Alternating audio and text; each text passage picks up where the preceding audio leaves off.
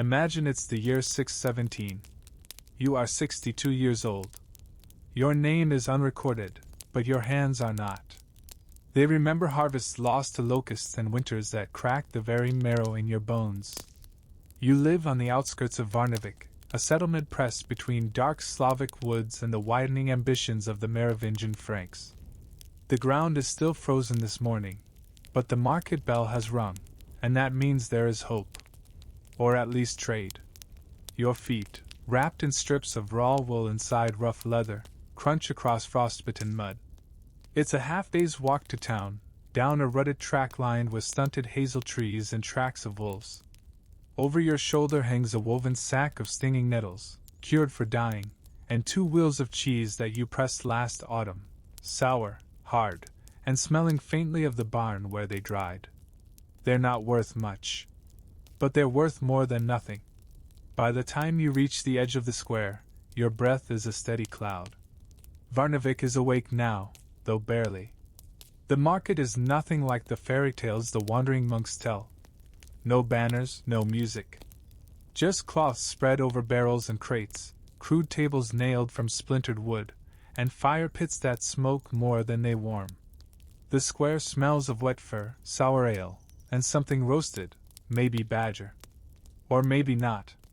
You find a place near a cart that's half sunk in the thawing earth and set your goods down. Around you, people haggle not with coins, but with hands and silence. A boy offers 2 onions for a splintered comb. A woman with a face like riverstone tries to sell a goat bladder sewn into a pouch. Children dart through the legs of men in woolen hose, their bare feet blue from cold. No one greets you, but no one drives you away. That is the rhythm here. If your breath still steams and your goods don't stink, you belong, for a morning. You shift your weight, feel your hip crack. You've stood here every market since the plague year, when your brother died with a fever and the monk wouldn't come near the house. Still you came. Because in this square, with its mud and shouting and thin broth sold by the cup, you are not alone. Not exactly. If you enjoyed my stories, please subscribe to my channel and let me know what you liked and what you didn't like so that I can improve my stories. You can also write where you are from, as I would be interested to know. It takes time to notice the noise. At first it is just voices, sharp, low, coughing through the cold. Then, slowly it becomes rhythm. The thud of a cleaver on frozen meat. The sharp cry of a goose tied at the ankles. The wet slap of a fish being laid onto a plank for inspection. Laughter comes only in short bursts, like birds startled from a tree. You tighten the leather strap around your bundle and glance to your left. A Frankish trader with a thick yellow beard is setting out bronze brooches, each scratched and dull, the pin rusted but serviceable. Beside him, a young widow sits behind 4 baskets of fermented apples, all spotted, each giving off a vinegary tang. She watches everyone, but says nothing. Across the square, 2 brothers are arguing in whispers. One points to a sack of flour, the other holds a small copper ingot. The barter stalls. No one trusts weight. There are no standard measures here, just rough stones and rougher honesty. Sometimes trust is enforced by knives. A moment later, you hear a sudden commotion. A shaggy dog has stolen a strip of salted pork and now sprints through the legs of a drunken cobbler trying to give chase. The crowd parts. Someone trips. Someone curses. The cobbler slips and lands flat in the mud, swearing at the sky as the dog disappears into a nearby alley, tail high with triumph. No one helps the man up. He's known to steal shoes. You step closer to the fire pit near the dyer's tent. The pot bubbles with something gray and steaming, onions maybe, or roots. For a single cheese wheel, you could buy a bowl and a crust of bread to soak in it. But not yet. The day is still early, and your trade is not yet made. Then, a voice behind you, low, scratchy, unfamiliar. Old man. What'll you take for your nettles? You turn. It's a boy, not more than 15, pale as ash, with a black ring tattooed around one finger. That's not a peasant's mark. That's monastery ink. What's a cloistered hand doing in a market full of thieves? And why does he want your nettles? The boy doesn't blink. His tunic is too fine for a market child, but too worn for a monk. His boots, well sewn, but speckled with dried blood, don't match the rest of him. They're hunter's boots. Or soldiers. He shouldn't be here. Not like this. You clear your throat, not out of politeness, but to stall. There's a weight in your chest you haven't felt since the famine year, when a stranger came offering seed grain and stole your daughter's wedding ring instead. What'll you trade? You ask flatly. The boy glances down, produces something from beneath his sleeve. A bundle wrapped in waxed linen. Carefully, he untucks the edge and reveals moss. No, not moss. Threads of it, bluish, still damp, bound tightly with a sprig of yarrow and an unfamiliar black root. Fever cure, he says, not quite whispering. Takes down the shaking. Even if it's blood-borne. You narrow your eyes. That's monk's work. Not for sale. And certainly not handed over in the open. The nettles you brought were for dyeing, not medicine. And now you realize he never even looked at the cheese. You glance around. The square moves as if indifferent. A cart lumbers by. A woman yells at a boy for spitting in the ashes. But something's wrong. Your skin tightens like old leather. Behind the boy, near the well, a man in a wide green hood has turned just slightly. He's watching, not the boy, not you, but your sack. He adjusts something under his cloak. Not a purse. A handle, maybe. You grip your bundle tighter. The boy notices. His eyes flicker to the man in the hood, then back to you. We shouldn't talk long, the boy mutters. He follows me. Not you. You shake your head once. Then he'll follow you away from here. But the boy doesn't move. I can't leave yet. I need what's inside your cheese. Now your breath shortens. He doesn't mean the wheels. Not the curd, not the rind. What else? You packed them yourself last autumn. Moldy, yes, but nothing hidden. Unless you remember. The girl. The youngest grandchild, playing near the shelves. You turned your back for a moment. She might have tucked something inside. A stone? A toy?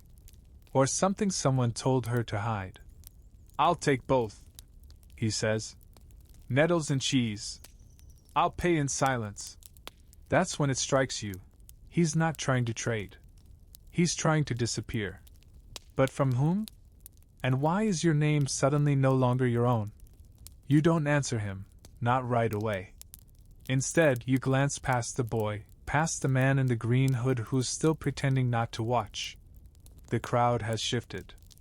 A troop of jugglers, barefoot, shouting in a southern tongue, have started tossing stones near the bread cellar. Behind them, two older men argue in heavy dialect over the weight of a sack. It's the usual noise.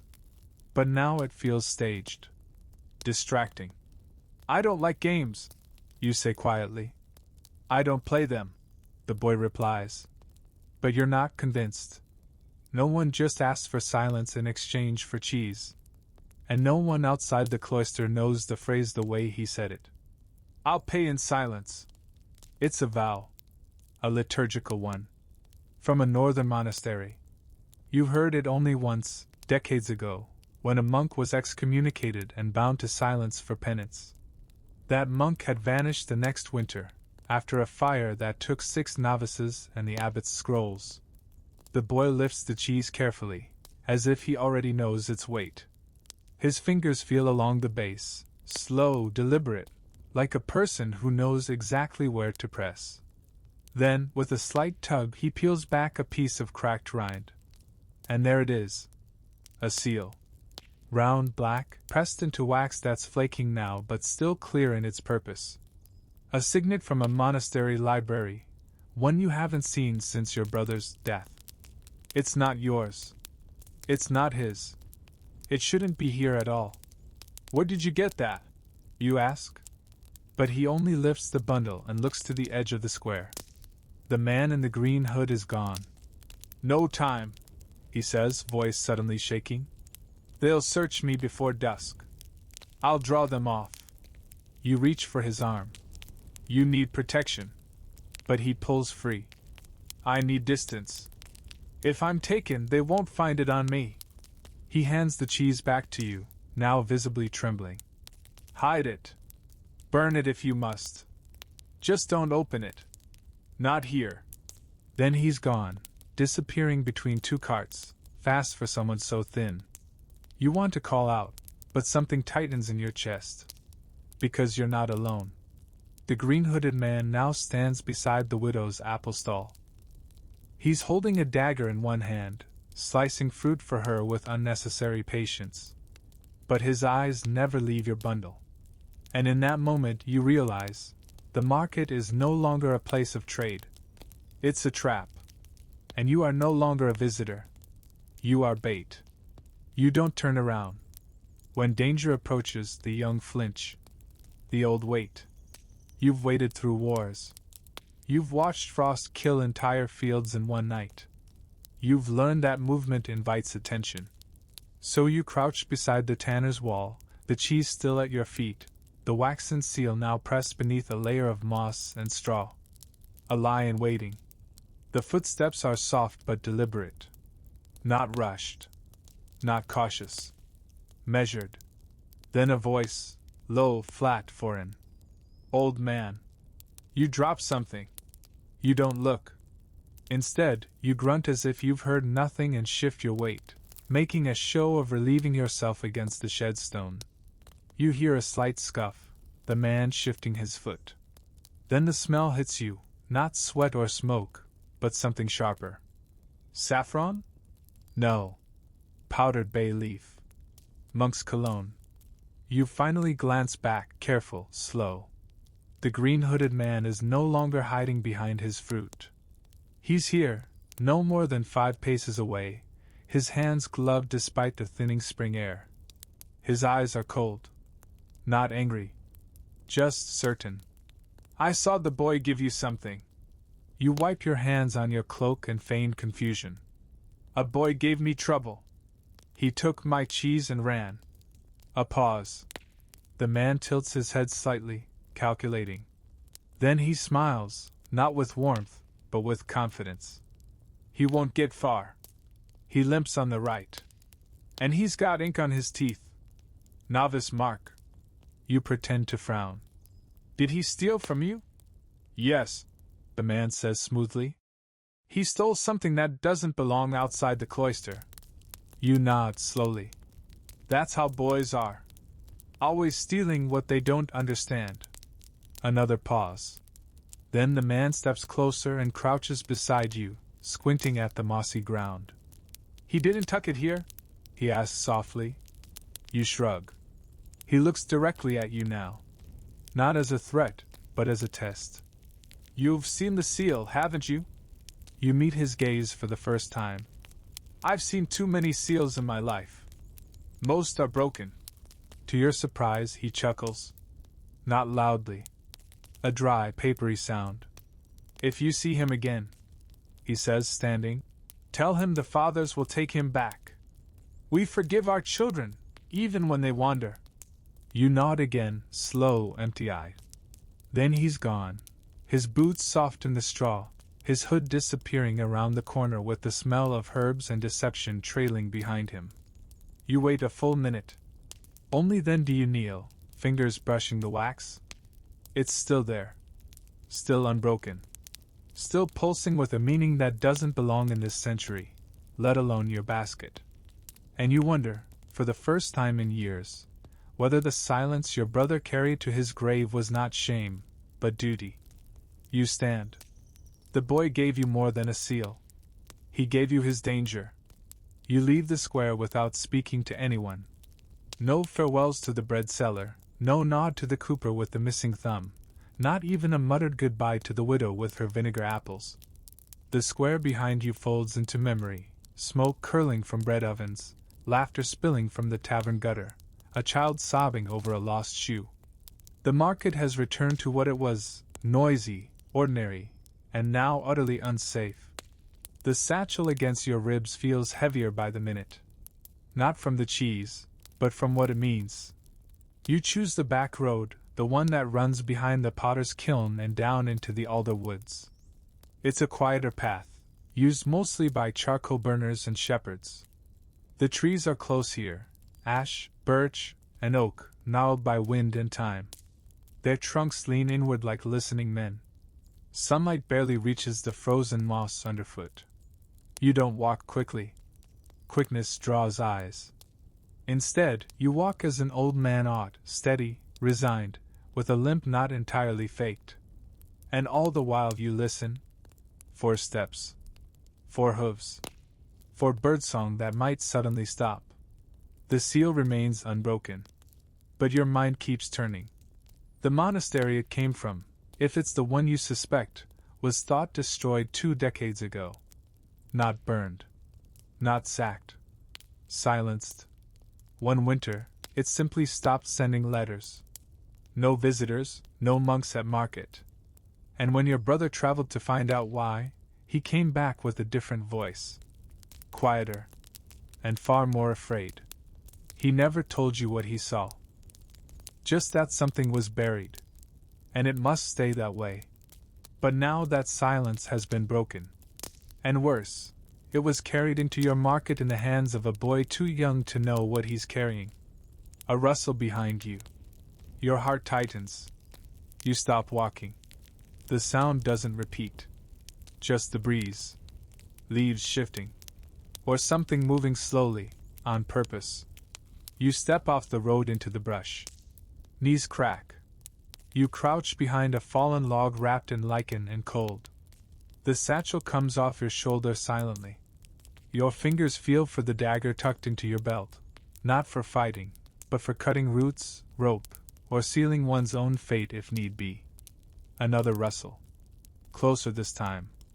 Then, a grunt. Boar? No, human. A shadow passes between the trunks. Green cloak. The same. He's alone. You watch. He stops, kneels. He's inspecting something in the dirt. A footprint, yours. You hold your breath. Every muscle in your thighs screams.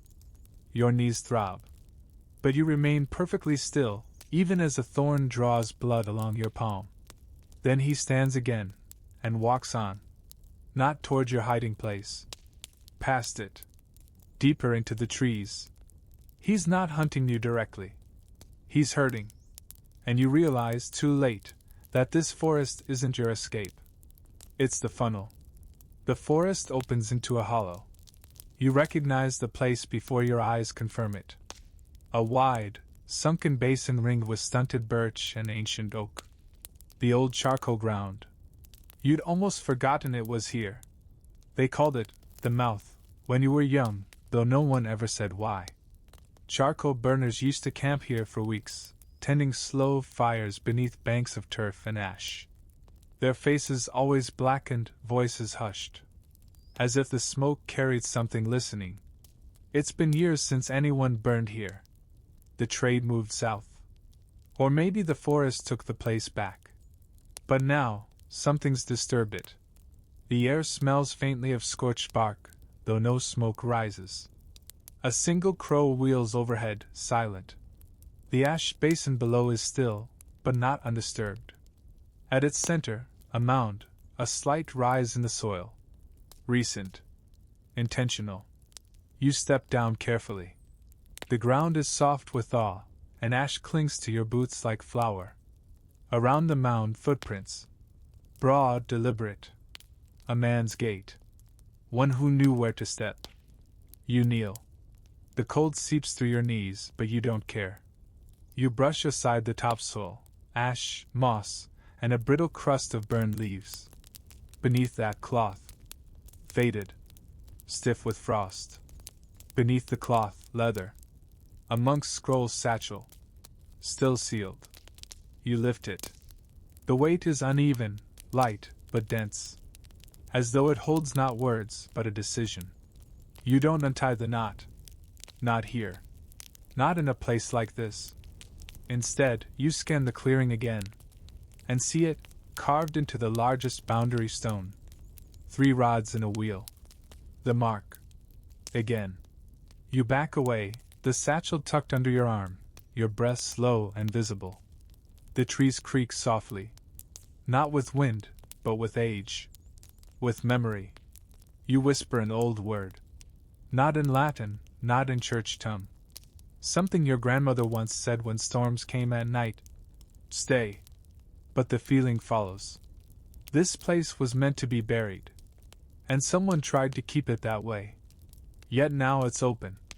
And you've taken something from it. As you retreat, your boot snags on a root. You stagger, but don't fall. You glance back, and freeze. At the rim of the pit, where birch shadows stretch like fingers, something stands. Just for a moment. Cloaked. Watching. Then it's gone. Your pulse pounds in your ears. You climb, fast now, not caring how loud the twigs snap underfoot. Your legs burn. Your satchel bounces against your ribs.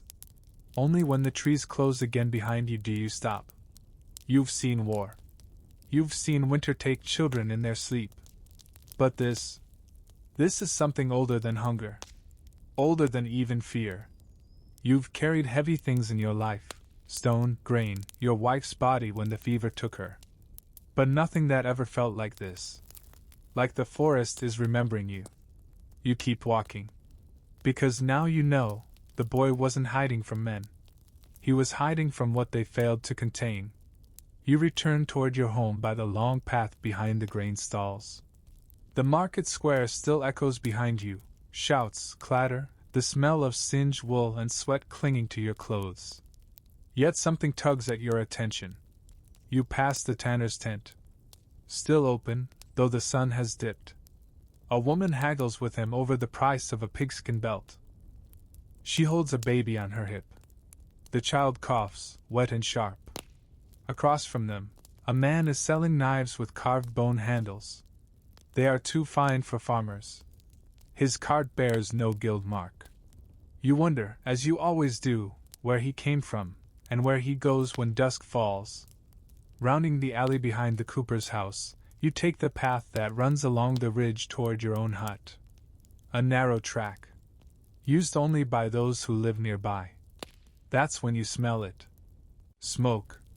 Oak bark. Wet kindling. And something sweeter, juniper. Your hearth burns hot. Too hot. You crouch among the brush and look down at your cottage. The roof is whole. The fence unbroken. But the chimney exhales steadily, not as if keeping warmth, but as if someone is boiling something. Or burning it. No birds sing nearby. You approach silently.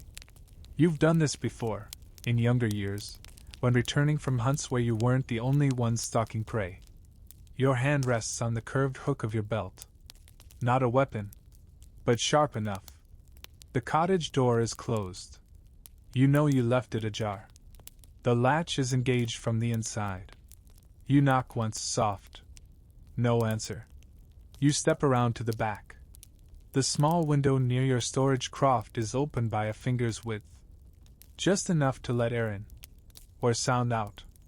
You press your eye to the crack. Inside, your hearth blazes. Wood stacked high. A pot simmers, but it's not your pot.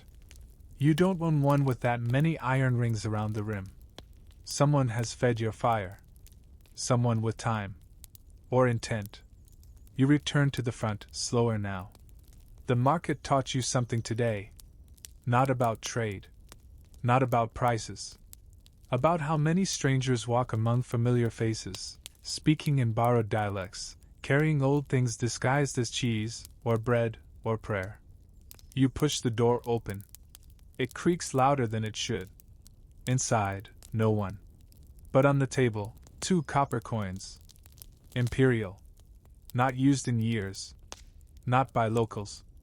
Next to them, a small cloth still damp, folded with care. Inside it, a sprig of mirroot. Rare. Grows near monastery walls. Only one kind of man leaves this behind. Not a thief. A message. You sit at the hearth, heart pounding. Whatever you've brought back from the market, it wasn't cheese. It wasn't a scroll. It was an invitation. And someone has already RSVP'd. Night settles fast in these parts. The trees huddle close. The mist clings low, curling beneath the eaves like something looking for a way in. You sit at your hearth, the stranger's fire now your own. Its heat seeps into your knees, but does nothing to calm your thoughts. You haven't touched the scroll's satchel. You haven't moved the coins. The sprig of mirror lies beside them like a question. Why leave it? Why not wait for you to return? Unless the one who entered was never meant to stay. You pour a small cup of cider from your clay jug. It's sour, too warm, but it grounds you. The taste of last year's harvest. A thing you understand. Unlike this night. Outside, the wind picks up. Then, without warning, 3 knocks. Not on the door. On the shutter. Knuckle against wood. Once. Then again. Then a third. Not loud. Not hurried. Intentional. You rise without sound, stepping over the creaking floorboard you've avoided since the frost warped it 3 winters ago. Your staff is gone. You have only the small skinning knife tucked behind the grain jar. You draw it. You don't hold it like a soldier. You hold it like a man who remembers violence, not one who seeks it.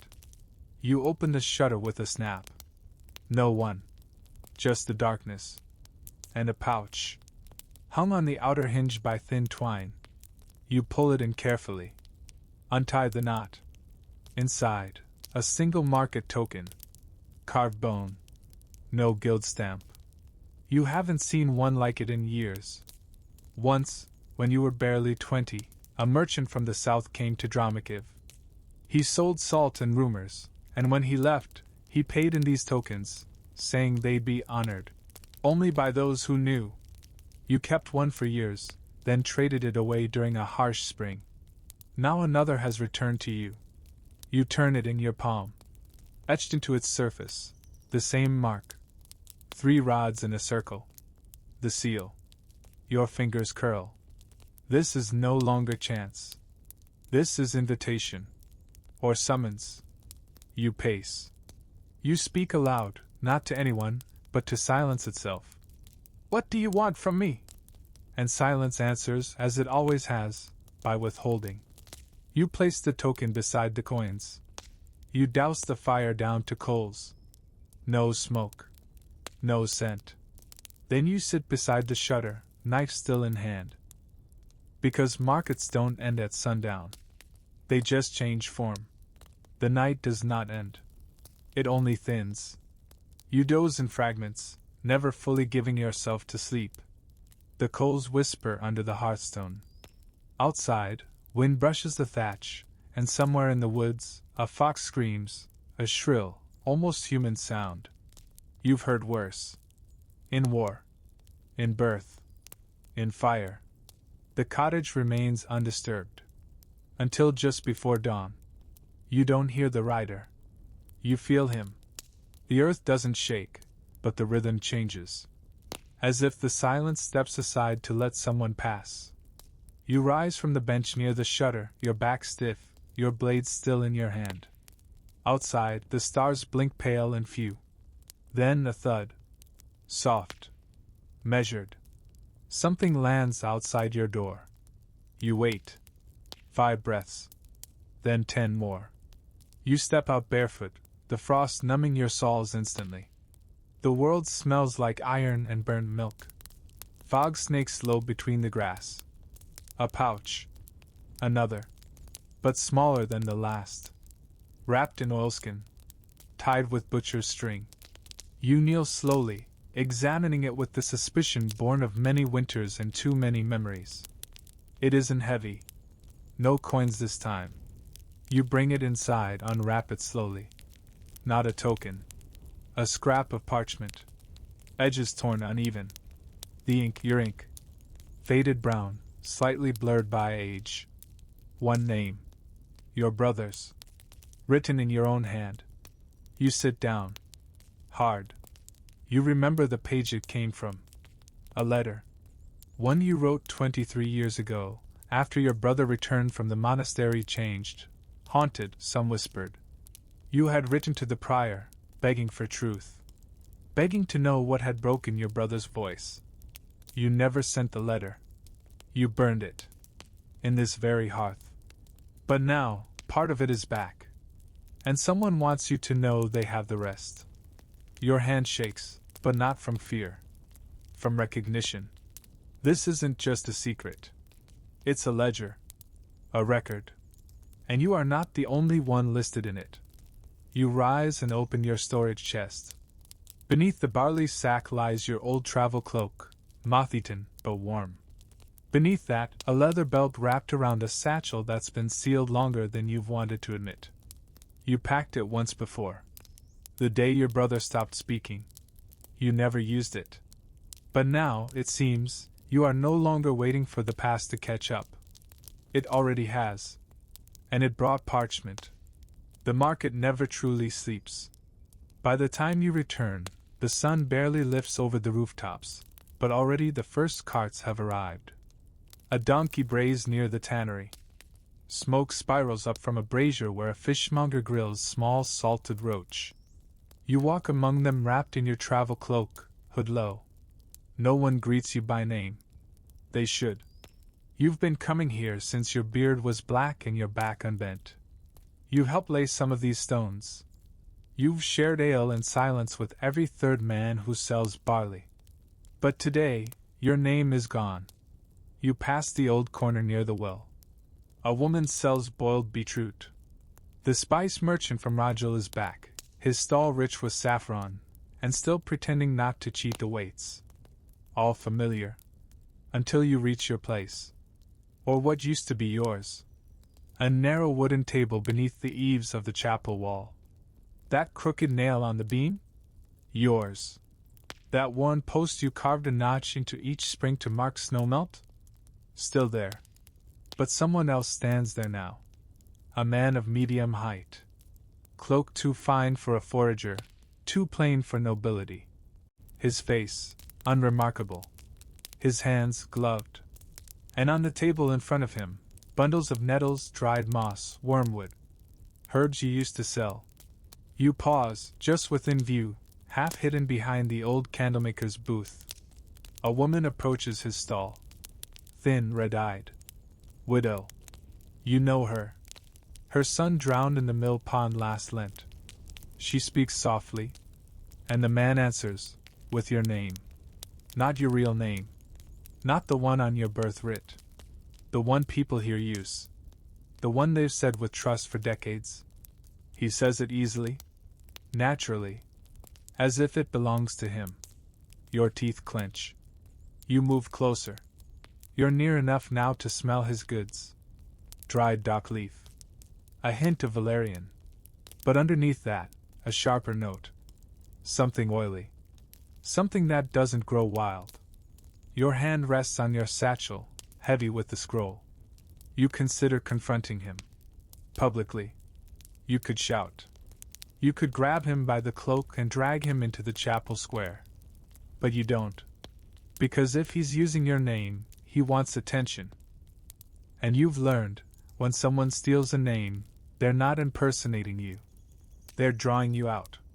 You retreat. Back into the crowd. Back past the bread ovens and the wine cart.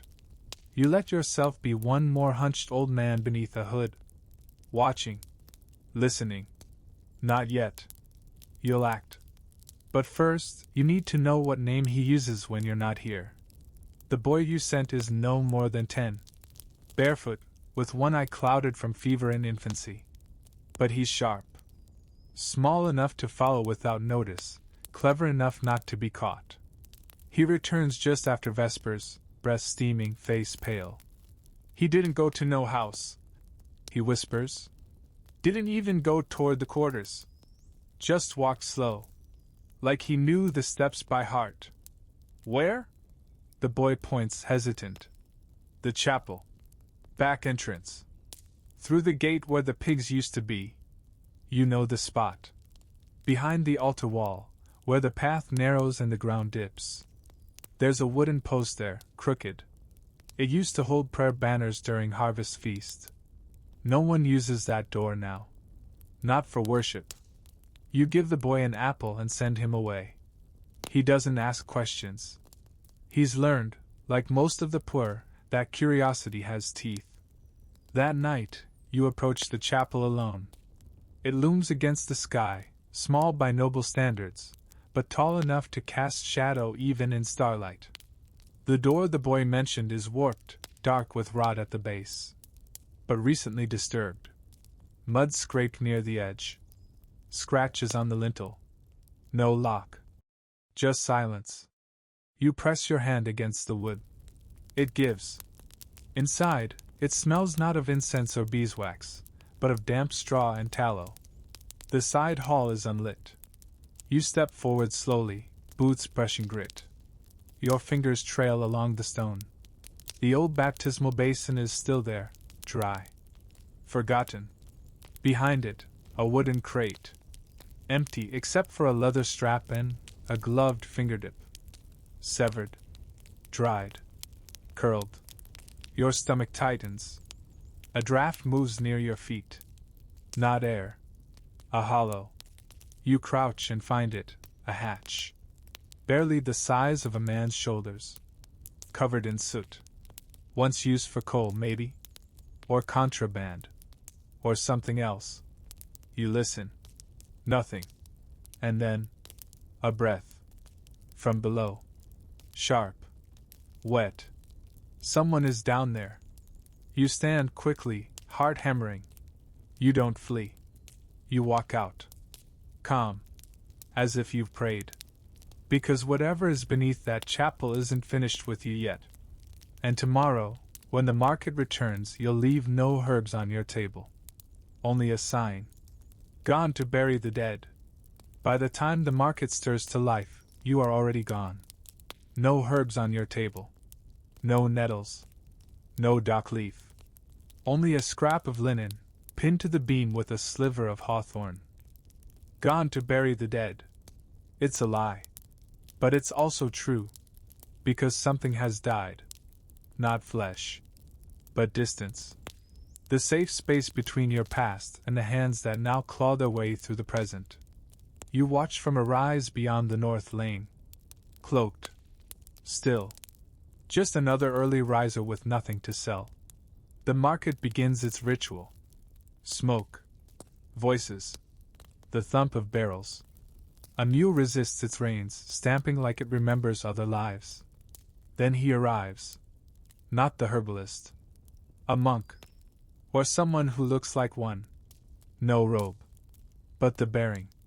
The walk. The hair close shorn, beard neat, hands clasped behind his back. He steps slightly between stalls, not looking at what's sold, but who is selling. He pauses at the butcher. At the candle wife. Then, finally, at your stall. He stands there longer than he should. Then he speaks. Not loudly. To no one in particular. But the boy with the milk skin hears him.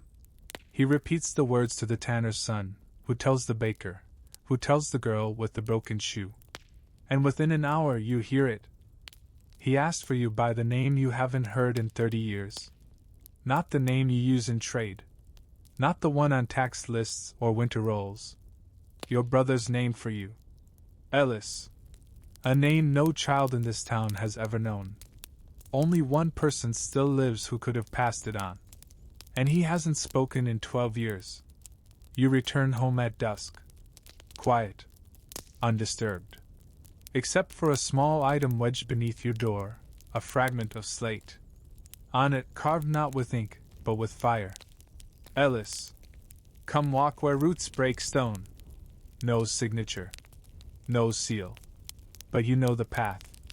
It leads to the ruins. The old cloister that burned. The one the villagers say was never really empty. And suddenly you remember. Your brother once took you there, long ago, when both of you still believed that silence could protect what prayer could not.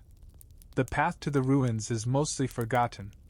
It curls west, beyond the alder grove, where tree roots crack through old paving stones like bone through thin skin. Years ago, Monks walked here barefoot in winter, their silence a kind of offering. Now the trail belongs to birds, moss, and those who have nothing left to fear from being seen. You reach the edge by mid-afternoon. The ruins rise like black teeth against the sky. The central nave collapsed long ago, but the outer cloister walls still hold, barely. Ivy drapes what's left of the bell tower, and water has eaten away the stone corners until they seem almost soft. Yet something waits here. A candle. It glows behind the broken altar, half shielded by a fallen arch. Its light flickers against the damp, steady, golden, alive. Someone lit it recently. And someone wants you to see it. You step between the shattered columns. Beneath your boots, shards of tile shift like dry leaves. Bits of old paint still cling to the stone, fragments of wings, of halos. A hand raised in benediction. A face long since worn blank by rain. You kneel beside the altar. No relics. No bones. But something else. A sprig of valerian. Wilted. Faintly fragrant. Next to it, a name carved into the base of the altar itself. Not etched by hand. Burned in. Ellis. Your name. No longer hidden. You don't call out. You simply sit, back to the cold stone, and listen. For birdsong. For branches. For breath. And you hear it. Steps. Not on stone. On soil. From behind the northern wall, the part that once housed the dormitory, now collapsed inward. Someone walks the perimeter. Slow. Familiar. Then, a voice. Rough. Hesitant. Did you keep it? You freeze. The voice isn't his. But it's close. Older. More cracked. But shaped by the same childhood tongue. The same accent. Did you keep what he gave you, Ellis? You rise slowly. No one in sight. Yet the voice continues. He said you would. That you never throw things away. Not even memory. You step toward the sound. And see it. A figure, cloaked, back-turned, kneeling in front of a moss-covered slab, once part of the scriptorium floor. He holds something in his hands. You can't see what. But he doesn't turn. He just whispers. They're all coming back. The ones who remember. The ones who were never supposed to speak again. And then he lays the object down. And walks away. Without looking back. You move forward, heart pounding, knees unsteady. And find what he left. Wrapped in waxed linen. Still warm. The linen wrapping is old, hand-woven, patched, stained with something like oil or sap. You unfold it slowly, breath shallow, fingers trembling just enough to make the fabric catch on its own edge. Inside, a single page. Not parchment. Vellum. Thick. Cream-colored. Almost golden in the dying light. The script is unmistakable. Your brother's. You would know it even without seeing the name beneath. His letters always leaned left, just slightly. A childhood injury. He once slipped on ice, and his fingers never quite straightened after that. But he still wrote. And here it is. Written in the language no one uses anymore. The old tongue, before Rome, before the church, before even coin. It flows in curves and marks like roots in frozen earth. And across the top margin, repeated in uneven spacing, is one word. You've seen it before. Terven. The monks at the cloister said it was a place, once. Others claimed it was a name. Your brother once whispered it to himself in sleep, over and over, during the fever years. Terven. You mouth it now. Softly. As if it might burn the air.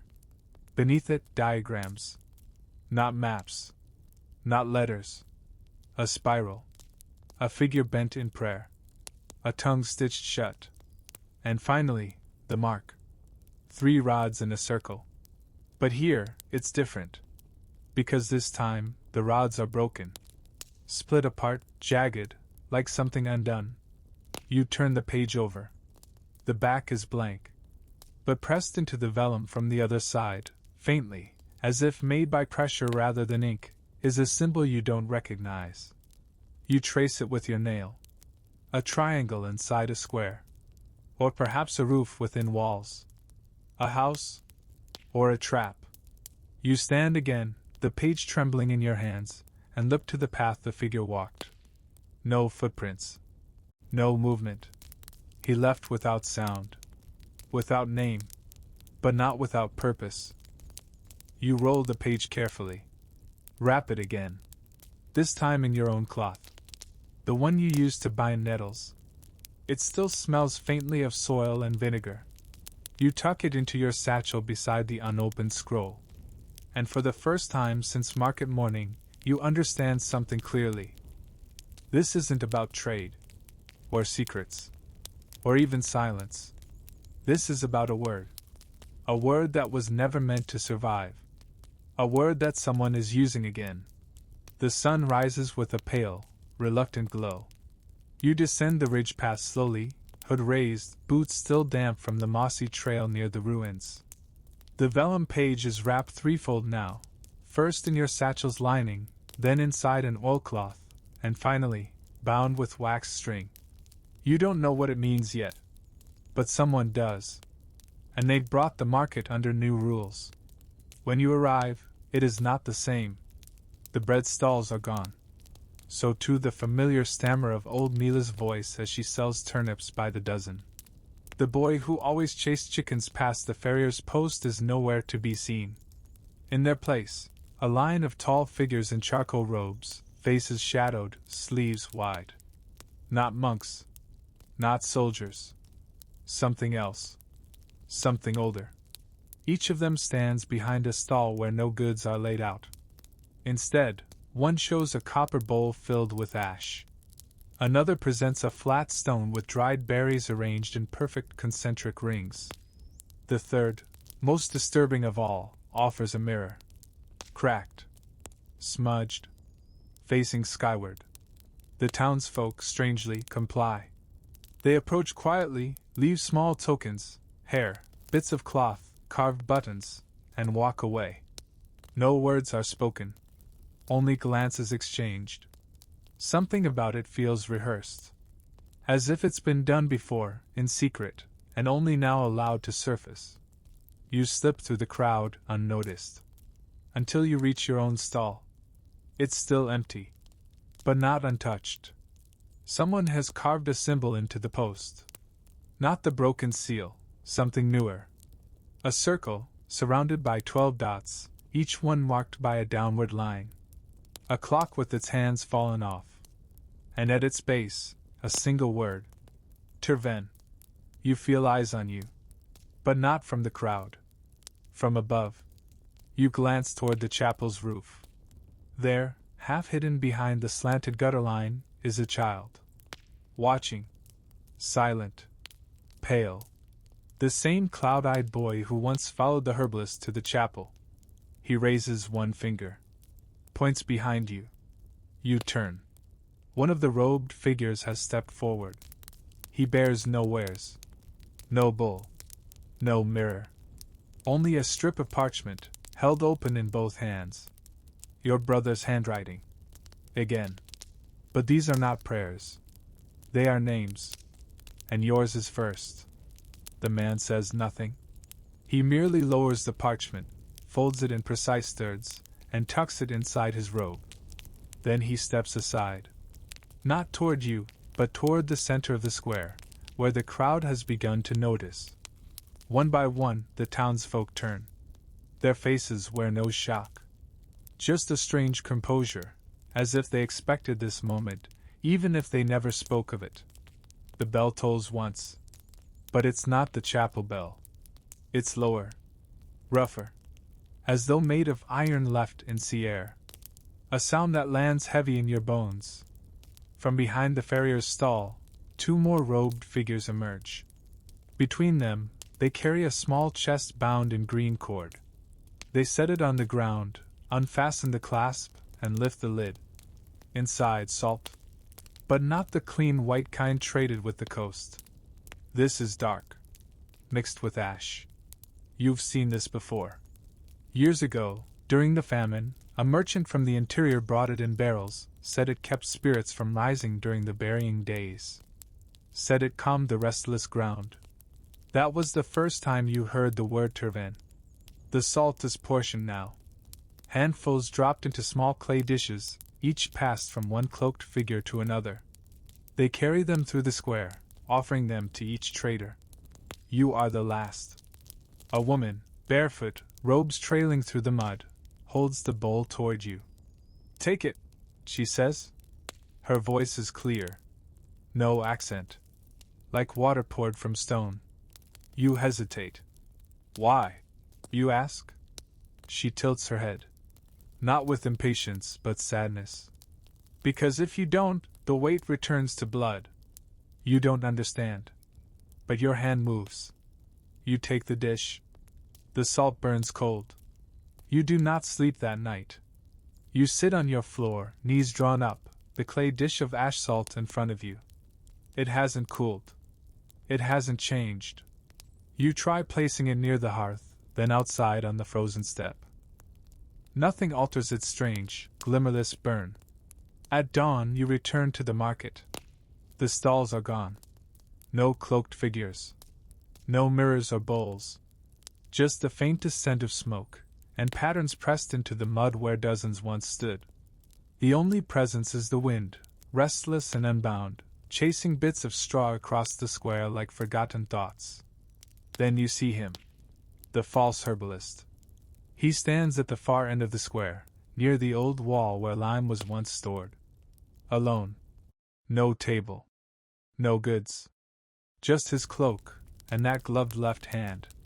He watches you approach, and only when you're close enough to see the blue veins at his temple does he speak. I borrowed your name, he says. Because mine was taken. You say nothing. He nods slowly, then removes the glove. His hand is pale. Thin. Almost translucent.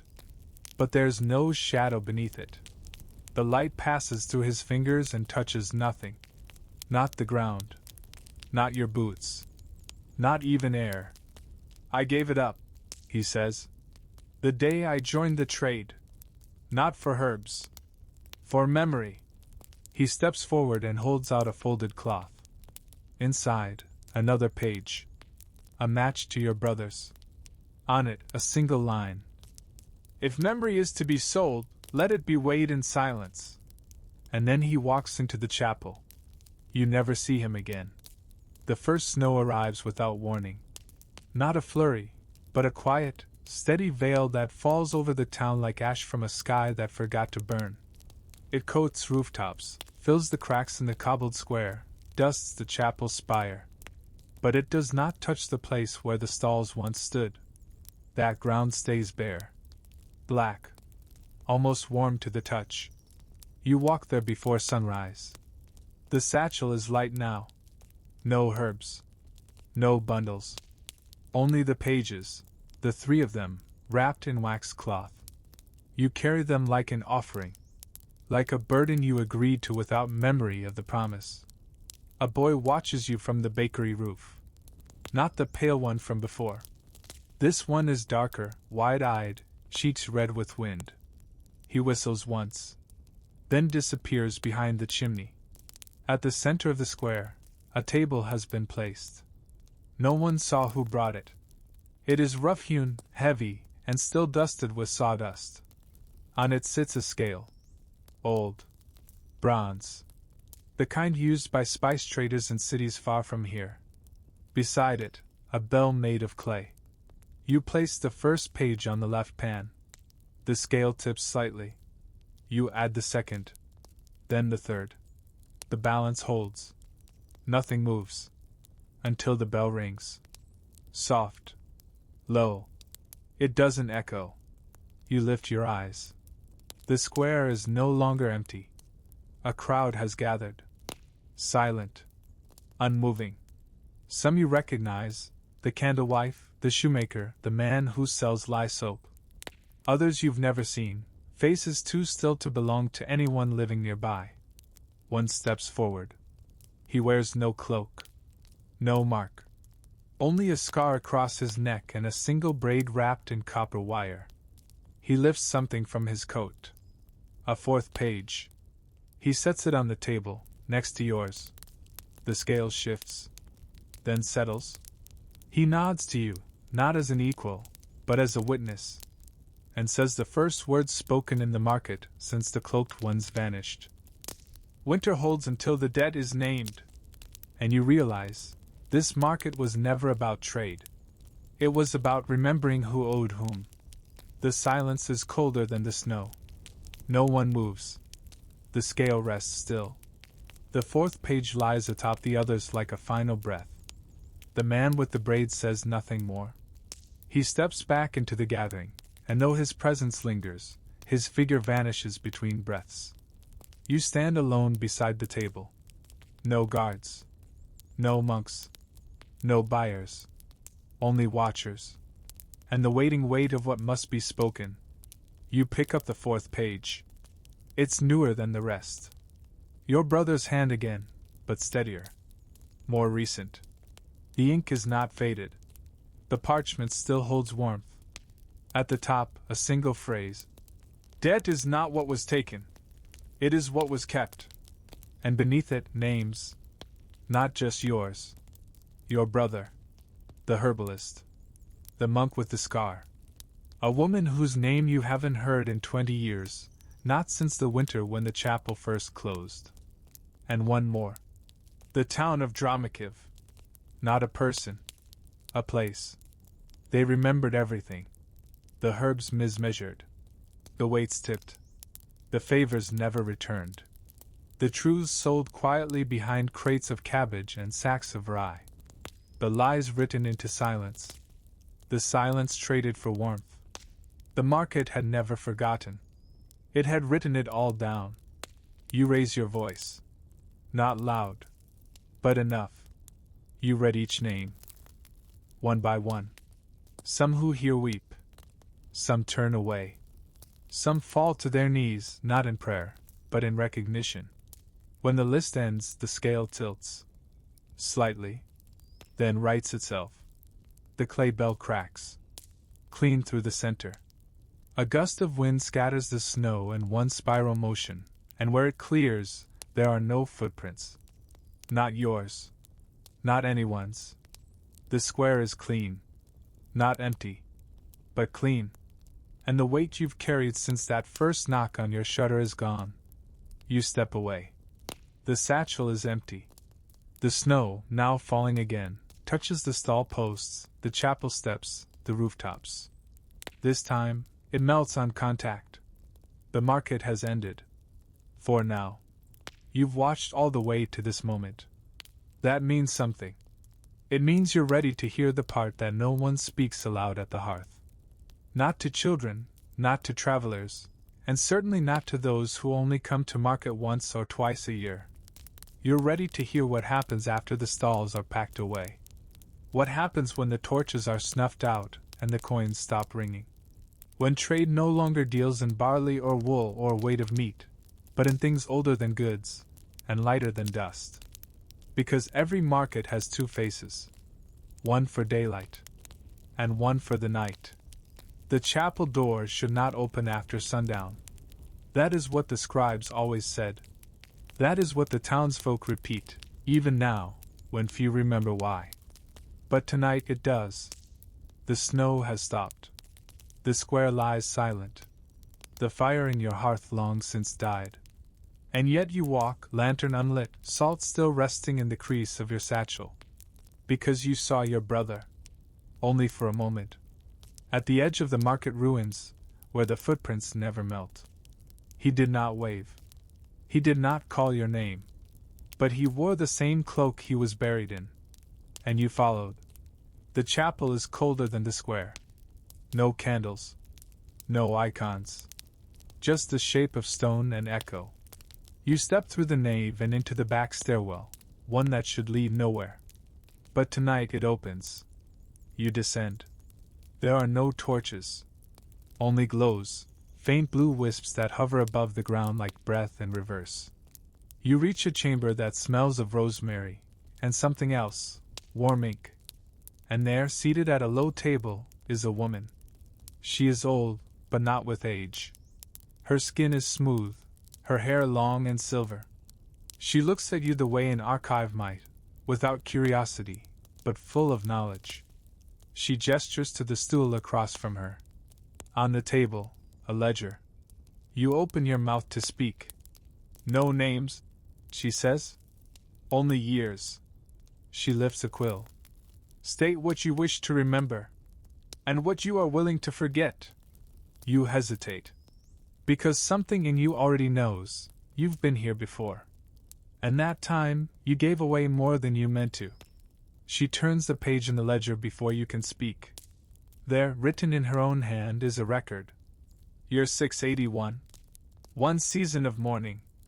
Paid in full. Year 685. 1 act of forgiveness. Paid in part.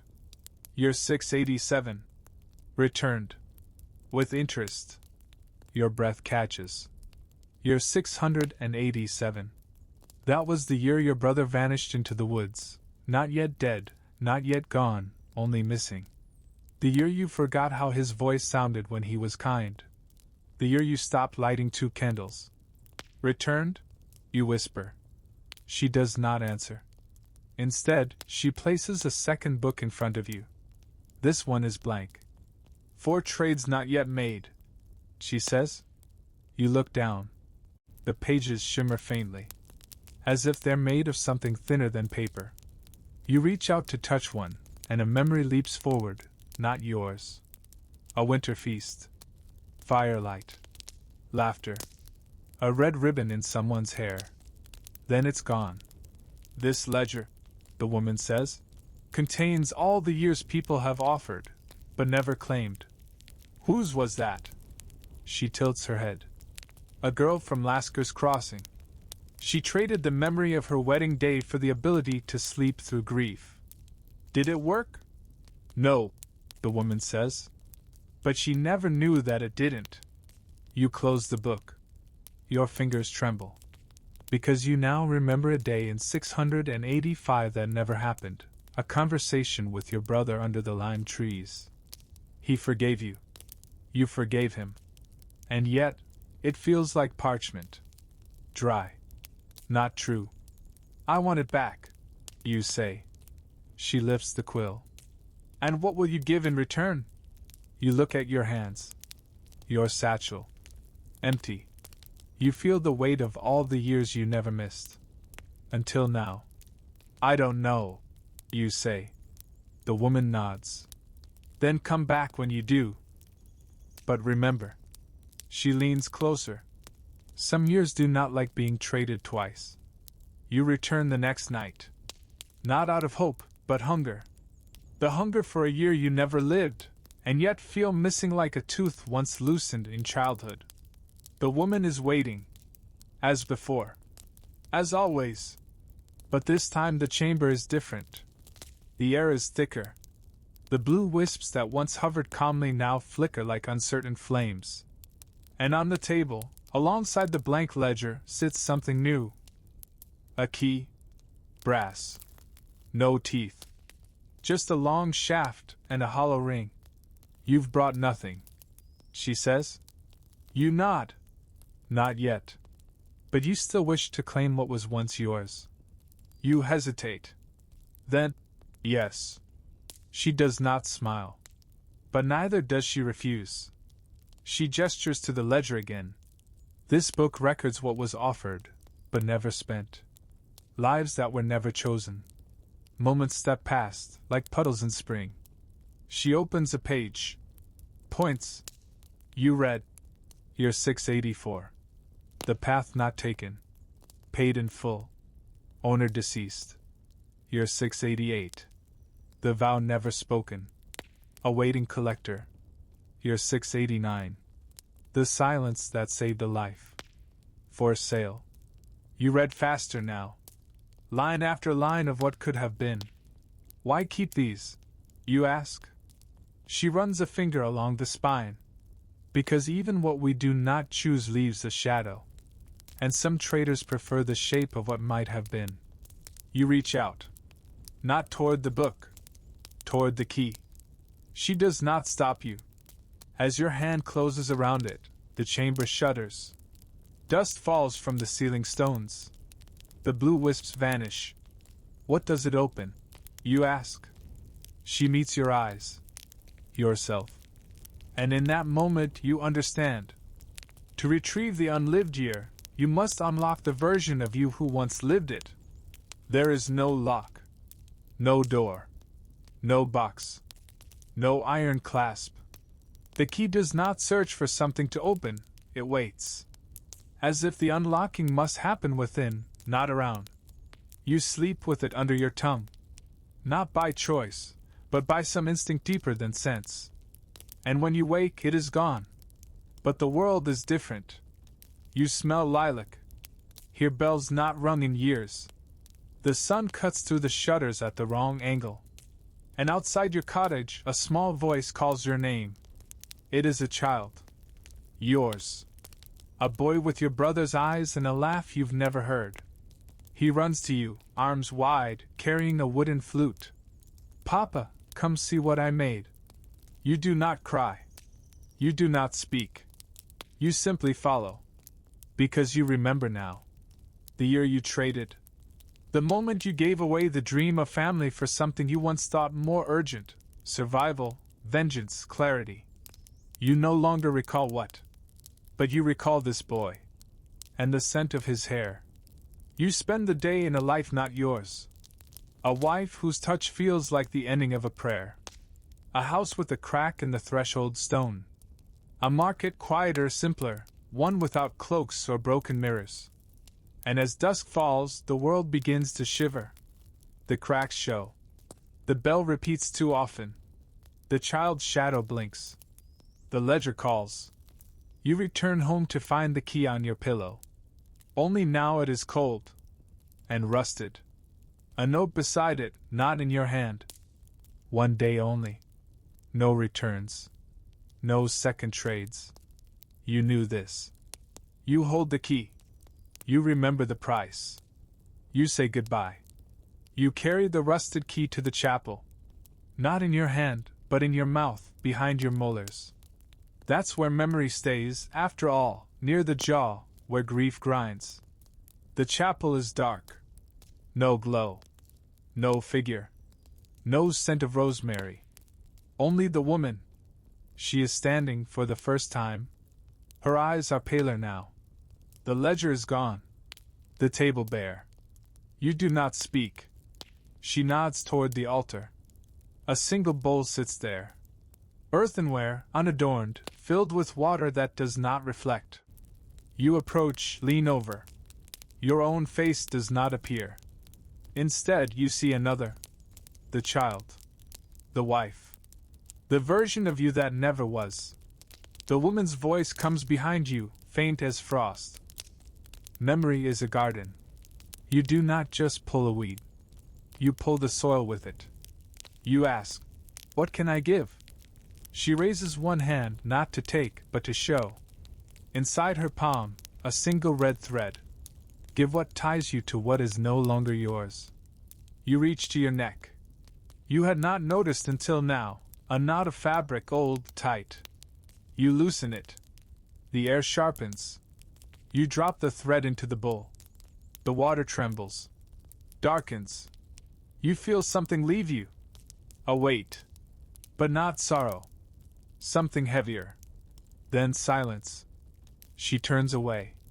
You are left with the bowl. Still dark. Still still. You walk outside. And find the market returned. The real one. No cloaks. No mirrors. No salt. Just bread. Soap. Baskets. And people. Laughing. Haggling. Life. The winter has passed. The dead is closed. But not forgotten. You still dream of lilac.